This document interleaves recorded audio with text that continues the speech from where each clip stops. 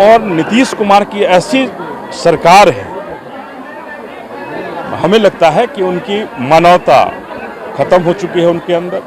उनके अंदर किसी भी तरह का भावना नहीं है कि हमारी बहनें पूरे बिहार से आकर के सड़क पर उतर गई हैं, कैसे रह रही हैं, कैसे खा रही है, क्या खाएंगी, कैसे सोएंगी, कोई चिंता नहीं है।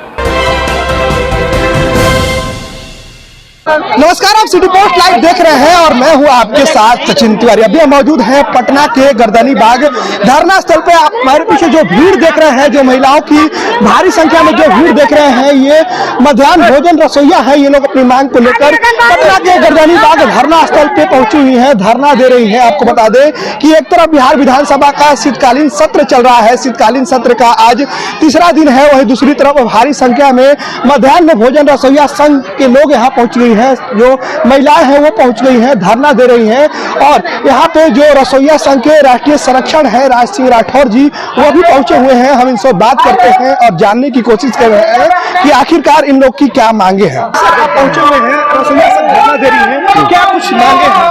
देखिए, हम हमारे रसोईया बहनें हैं। अगर बिहार में 2 लाख लोग हैं, 2 लाख रसोईया बहनें हैं जो राष्ट्रीय मध्याह्न रसोईया फ्रंट के तहत अंतर्गत आती हैं और स्कूल में मिड डे मील बनाती है। अब रही बात इनकी मानदेय की, तो आज के डेट में सरकार इनको मात्र 1650 रुपया मानदेय दे रहा है। अब 1650 रुपया में इस महंगाई के जीवन में किस प्रकार किसी का गुजारा हो सकता है? वो भी 1650 रुपया मात्र इनको 10 माह तक दिया जाता है, 10 माह के बाद नहीं दिया जाता है। अब ये बताइए कि अभी क्या ये इनका पोषण है या इनका शोषण है?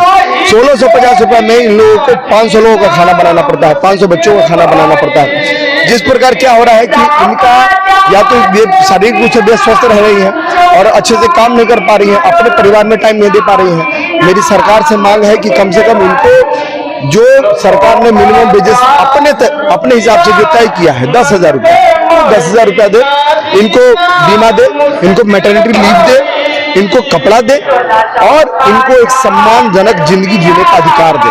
हमें कितना मिलता है? मात्र 1650 रुपया। मैंने आपको बताया, अभी 1650 रुपया में कैसे कोई पूरा एक महीना जीवन यापन कर सकता है? ये तो असंभव है। हमने बिहार सरकार में भी कई अधिकारियों से बात की, वो बोलते हैं केंद्र सरकार में बात कीजिए, केंद्र सरकार में कहते हैं कि नहीं ये योजना इसी प्रकार है। तो आखिर ये महिलाएं जाए कहाँ? या तो आप ये योजना ही बंद कर दीजिए, बच्चों को खाना बनाना बंद कर दीजिए। आप यही पैसा एनजीओ को दे रहे हैं, एनजीओ को अच्छी राशि दे रहे हैं, करोड़ों में एनजीओ को पैसा जा रहा है। लेकिन वाकई में जो मेहनत करके, जो मजदूरी करके जो महिलाएं अपना मेहनत से लोगों का खाना बना रही है, उनको वाजिब मुआवजा नहीं देते, उनको वाजिब रेट और पैसा उनको नहीं देते, तो ये बहुत गलत हो रहा है इनके साथ। क्या लगता है को लेकर सरकार? देखिए, मैं आपको बता दूं, अगर इनकी मांगे पूरी नहीं हुई तो इससे ये तो अभी कुछ नहीं है।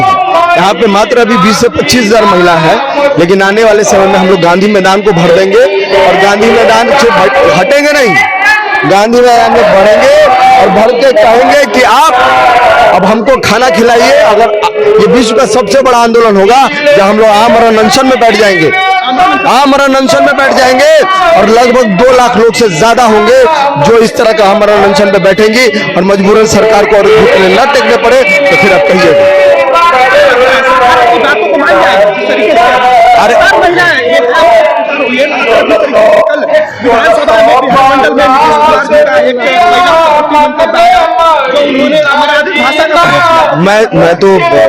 मैं कल बाहर था, बॉम्बे था, तो मैंने सुना उनकी मतलब किस प्रकार एक मुख्यमंत्री, माननीय मुख्यमंत्री कैसी भाषाओं का प्रयोग कर सकते हैं। ये तो मतलब सोचने ही लगता है कि बताइए हम कहाँ रह रहे हैं। आप किस प्रकार की शिक्षा दे रहे हैं लोगों को? आप कैसा रोल मॉडल तैयार कर रहे हैं बिहार के लिए? ये सब तैयार कर रहे हैं, ये सब करना चाहते हैं आपकी बिहार के अंदर ये सब हो? ये बहुत गलत तरीके का काम हो रहा है।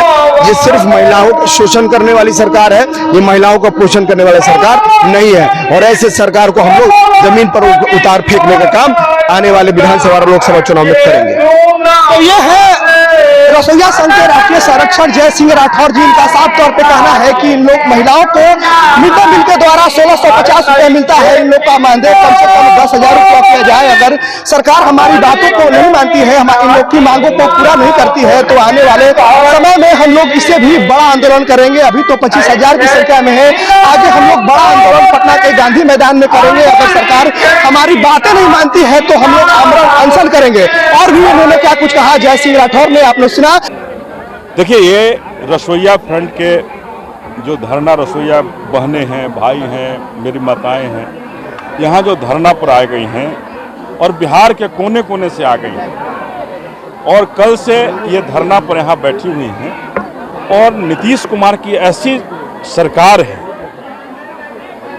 हमें लगता है कि उनकी मानवता खत्म हो चुकी है। उनके अंदर किसी भी तरह का भावना नहीं है कि हमारी बहनें पूरे बिहार से आकर के सड़क पर उतर गई हैं, कैसे रह रही हैं, कैसे खा रही है, क्या खाएंगी, कैसे सोएंगी, कोई चिंता नहीं है। और इन्हें आश्चर्य होता है कि बिहार की सरकार ये 1650 रुपया कैसे देती है। इनकी सैलरी एक महीने में 1650 रुपया जो मिलता है, ये क्यों ऐसा है? एक तरफ नीतीश कुमार या भारत की सरकार कहती है, हमारे संविधान में है कि बिहार में, भारत के अंदर में बिहार है और यहाँ भी न्यूनतम मजदूरी लागू होगा। क्या न्यूनतम मजदूरी यही है? एक दिन में 300 रुपये न्यूनतम मजदूरी होते हैं, 292 रुपया न्यूनतम मजदूरी है। तो रसोईया को ये किस अधिकार से ये 1650 रुपया देते हैं और 10 महीना के लिए ही देते हैं?